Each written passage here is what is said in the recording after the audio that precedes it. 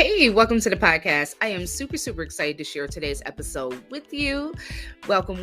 Make sure that you are subscribed to the Business Beauty Network podcast wherever you're listening. So subscribe. It's free. And share. Sharing is caring. So if you know someone who would benefit from this awesome content, please share it. Also, we are now on YouTube at Biz Beauty Network. So check out our YouTube channel. You can actually listen to this episode on YouTube and watch it live there. So check us out there. We will be dropping some of the episodes on YouTube, as well as the midweek beauty news episodes will always be on YouTube on every other Wednesday. So make sure you connect with us there. If you have any questions or suggestions for the podcast, you can email us at hello@businessbeautynetwork.com. Also, have you checked out our new website? We have an awesome new website, businessbeautynetwork.com. Check it out and let us know what you're thinking. You can watch the video there. You can listen to the podcast there. You can contact us there as well.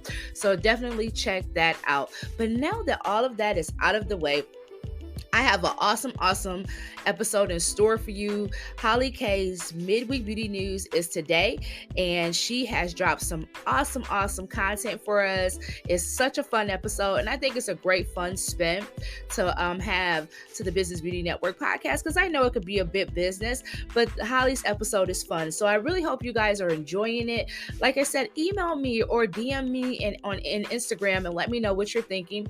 My Instagram is I am Brandy Taylor, so at I am Brandy Taylor. Connect with me there. And you can also connect with Hollie at _Hollie K on Instagram. So connect with us both. Let us know how you're enjoying this content, and make sure that you subscribe to our YouTube channel. But now that all of that is out of the way, here is the midweek beauty news with Hollie K, where she shares everything beauty, fashion, and trends. This is Midweek Beauty News with Hollie K, where we cover beauty, fashion, and trends. So this episode, I'm excited because it is the award season special episode. Yes, I made that up and came up with it, but I found it fitting for the things that I'm going to talk about. The last episode, I shared with you how I was looking forward to talking about the Oscars, and maybe I spoke some things into existence because I got a little bit more than I expected when I watched it. I'm sure a lot of you did, if you know what I'm talking about. And then the week later, the Grammys aired on TV. So I figured, why not roll it all into one episode? Let's talk about some of the beauty and fashion trends that we saw and roll a little bit of that chit chat into the conversation as well. Now, I do have one little correction to make. On the last episode, I stated how Kanye West was pulled from performing at the award show, but I did state the wrong show. He was removed from being a performer for the Grammys, and at the time I stated it was the Oscars and that Trevor Noah was the host. Trevor Noah was the host of the Grammys and not the Oscars. So now that I've got that all cleared up, let's dive on into it, and we're going to start with the Oscars. So this year it was honestly, aside from the foolishness that occurred, which I'll touch on, it was a really great year and a lot of firsts. They had three female hosts. So the hosts this year were Amy Schumer. We also had Wanda Sykes, as well as Regina Hall, and they worked together. Like, they just had a good flow, a good bond. They were funny. I really liked how they kind of got into different characters. It just kept the audience engaged. So they did a wonderful job.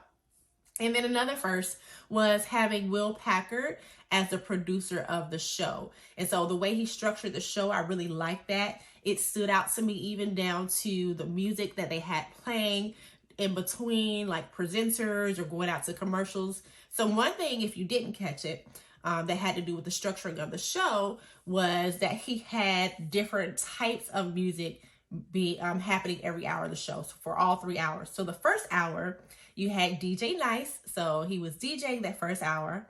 The second hour, they had a live band. And then the third hour, they actually had a symphony that had Black conductors. So hats off to him. I'm a music lover, so that did definitely stand out to me. And I hope this opens up so many other great opportunities for him. So talking a bit about some of the celebrities and what they are wearing and some of the trends, let's start with Beyonce. So Beyonce opened up the show, and her song when she was singing, and even her set and her attire for her, as well as the performers, including Blue Ivy. Did you catch that Blue Ivy was in there? She was in the front dancing and kind of singing along, so good job for her as well. But she went with that monochrome look. So similar to what we saw from Valentino during Paris Fashion Week, where he had the all pink monochrome set as well as clothing. She had like a lime color, and that really taps into those bold, bright neon colors that are predicted for the season of spring. And I did see that kind of carry over into the fashion for other celebrities who were in attendance at this event. One thing that also stood out to me was her makeup. She had a nice glowing cheek. And you know, Beyonce, honestly, she kind of keeps it kind of low key, really just nice, flawless skin. But she always has like a nice highlight. But she had But she had a really bright standout highlight. She had a pink-ish light purple eye for her eyeshadow with a inner quarter highlight. So that silver inner quarter highlight. So again, tapping into those trends. You know, Beyonce, she's always going to be with it. But again, it was very on trend with what's been predicted for the spring as well as going into the summer. And then when she changed later, her dress that she wore for the actual award ceremony, it was like a yellow colored dress. And that dress was by Valentino. It was a custom dress as well for her, going back to those nice bright colors. And she looks amazing as always. When does she not? Another thing that I noticed was really popular this year, besides the bright colors, was also the color red. So when I think of red, I feel like red just gives you like, it's like a statement of power. Like you just feel confident, you move differently. And I feel like for going to an award show, especially with the hopes of winning something, why not go for a color like that? So that was another very popular color that I saw a lot of different celebrities wearing. Some celebrities I saw wearing it were Tracee Ellis Ross. She had on a red dress, and it also had like a nice, I don't want to call it a cape, but shoulder piece, like a drape, I should say, that she took off at some point. But that dress was by Carolina Herrera. And then we saw Rosie Perez. Yes, Rosie Perez came out because it was the anniversary year for White Men Can't Jump. So her, as well as her co-stars, came out and presented an award. But she wore red, and she looked classic and timeless in that red dress by Siriano. And then the actress, the main actress for the movie West Side Story, which came out a few months ago, Ariana DeBose, she wore red as well, and she didn't win. And she had on like a red pantsuit with the bustier, and that was by Valentino. So quite a bit of red, and those were the three that really stood out to me. Going back to our bright and bold colors, another person that I saw that stood out to me with that was her. So her actually had on like a yellow high-low dress, and it was the tail-up. It was nice and flowing, and that was by Carolina Herrera. I also noticed some of like rich and royal greens. When I see like those emerald greens, I call it money green. And I feel like that's just like a color of royalty to me as well. Because like I said, I think of money, so I think of royalty. And so Jada Pinkett Smith, although I hope it's okay for me to say her name. I just played. She had on green as well. Now, I will say, I haven't really been the biggest fans of her looks lately. However, that color looked great on her. I mean, when I say the biggest fan, I'm thinking, talking more so along the cuts of the dresses that she's been wearing. They're very large, long sleeve. And I just feel like she really gets lost in those style of dresses. But again, the color looked amazing on her. But I do feel like she gets a little swallowed up in those larger pieces. And this particular dress was by Jean-Paul Gaultier.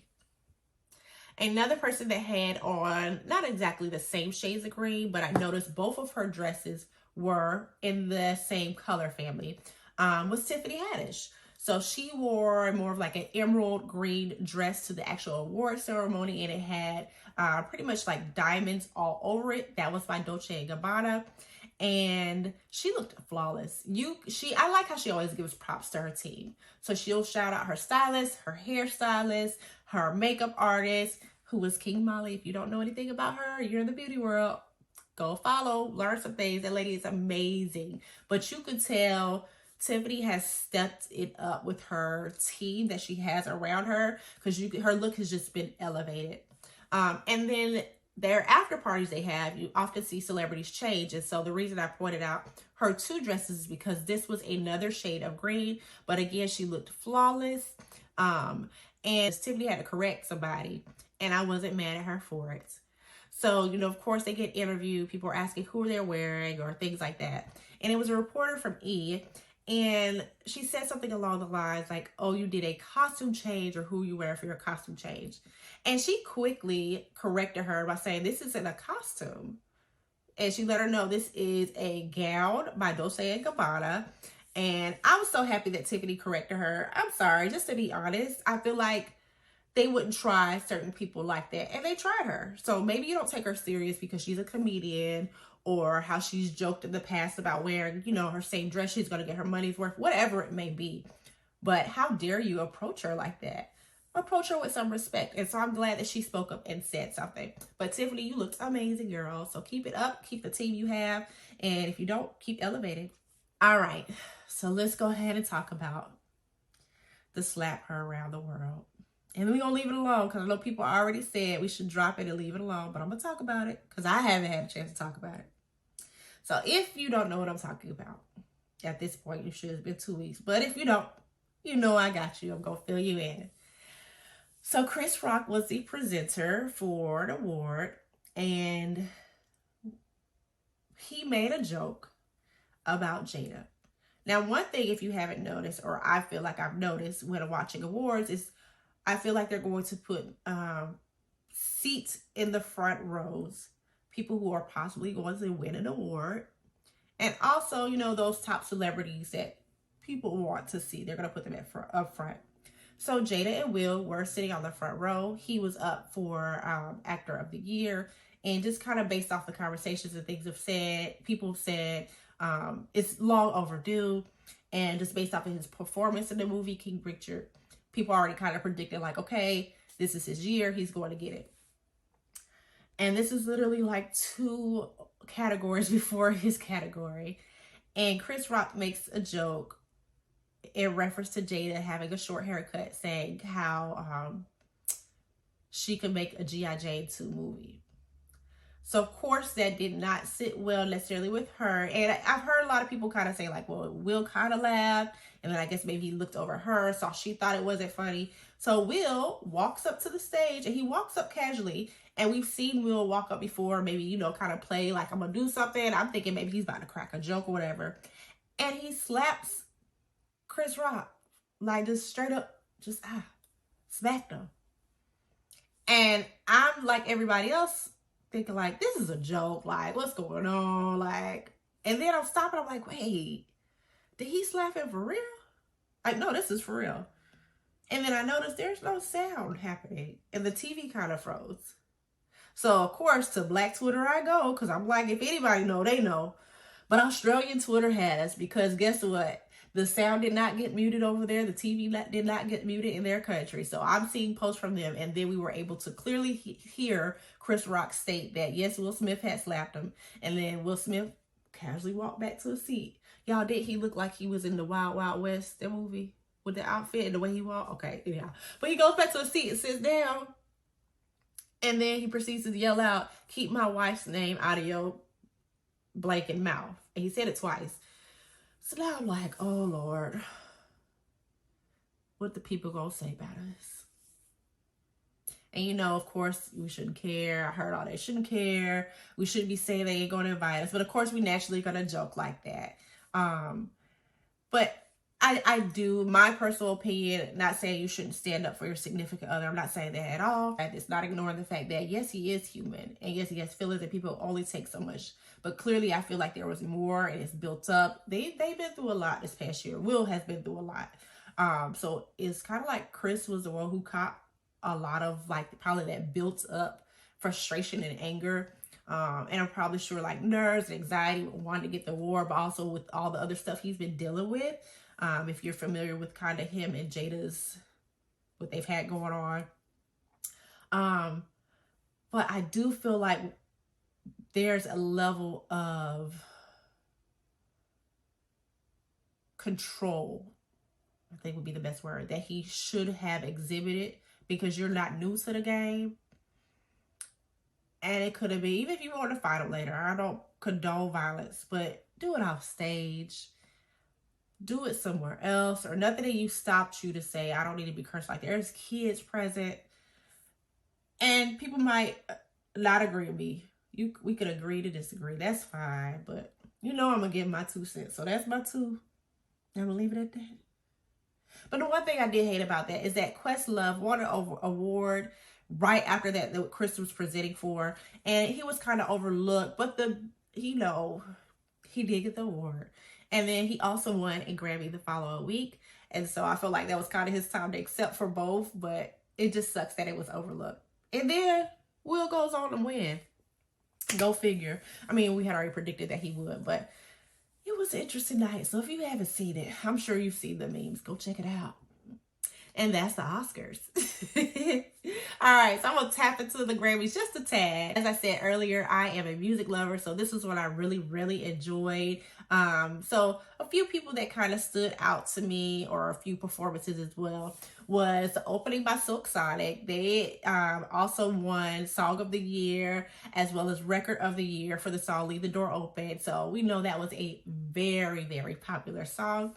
So I can see why. But their performance, you can't help but just get up and want to dance and feel energized. And I like that they have really stuck with the whole look and the vibe that they're trying to emulate. They've stuck with it and it's working for them. So kudos to them. And as I said earlier as well, Trevor Noah was the host for this. He did really good. He was funny. He was engaging. His jokes were tasteful. So nothing to really worry about there. Another person I'm happy for is Jasmine Sullivan. So Jasmine Sullivan has been nominated 15 times. Yes, 15 times for a Grammy. And so last night was the first time that she's won. She won 2, and she won it for Best R&B Performance as well as Best R&B Album, and it's well deserved. And it was really touching to see just her talk later, like the different interviews about how this has always been a dream of hers. And, after a while, you kind of just like, it hasn't happened, especially after having 15 nominations. And so for it now to happen showed her that, all her work hasn't been in vain. So I was very happy for her, and she looked amazing in her suit. She had a black and white pantsuit on, so she looked amazing in that. And then another person I'm honestly not too familiar with, or didn't realize I was familiar with him, was John Baptiste. He is a jazz pianist, and he actually did the soundtrack for the movie Soul, and he won Album of the Year. So when you look at who was nominated for Album of the Year, this is somebody that people kind of like shocked about. But if you dig a little deeper about the direction that the Academy is trying to go, it makes sense. So their goal over the last year has been to make the Academy more diverse, because the members of the Academy are who contribute to selecting the winners. You look at those who are in the categories, they've kind of moved away from your traditional pop singers always kind of getting that award. So it was nice to see somebody different genre, something that's not necessarily expected, win that award. And he did do a performance, and it was amazing. He's a great performer. He was a band leader for years, since like 2015 from one of the late night shows. So he has a lot of musical experience. So he is great at what he does. He's very knowledgeable, can perform, and then obviously does a great job at creating the albums that he creates, because he won the Grammy for Album of the Year. So congrats to him as well. I didn't really have any not so good moments from the show. The only one that I'm kind of like, y'all, is the group BTS. Do y'all know who BTS is? So they're a Korean pop group, and these little boys, they might be grown men. I think some of them are like real grown men. And I swear only one of them speak English. Although some of their songs are English, but I don't think their mouths be moving. But that's just me, but they still performing this song, Butter. It's been 2 years. I'm still trying to understand how they get to perform. But that was the only thing I kind of side-eyed for the awards. Like, y'all still got these kids out here performing the same song. But other than that, I thoroughly enjoyed the Grammys. It was very entertaining. They had Maverick City perform. They won a Grammy. Chris Stapleton, he's a country artist. He did win an award as well. Chris Stapleton is somebody people be sleeping on. That man got some little soul in him, but he's a great artist as well, so well deserving of the award he won. Doja Cat won an award as well, and she was actually surprised that she won. So it's always nice to see. You could tell when people are humble and they're really passionate about what they do. So it's nice to see her win an award as well. But yeah, Grammys overall, good for me. Oscars overall, I had some more moments to it. It was kind of long, but I guess we got woke up with that slap, but it was good overall. So again, this is my award season special. I just want to kind of tap onto some things that stood out to me in both award shows. Make sure you tune back in for this next episode. I'm going to be talking all things skin. So we're talking award season. Everybody want to get all done up, get dressed up, put their makeup on. But let's talk about that skin. Are we taking care of our canvas? Thanks for tuning in to Midweek Beauty News. Until next time, bye.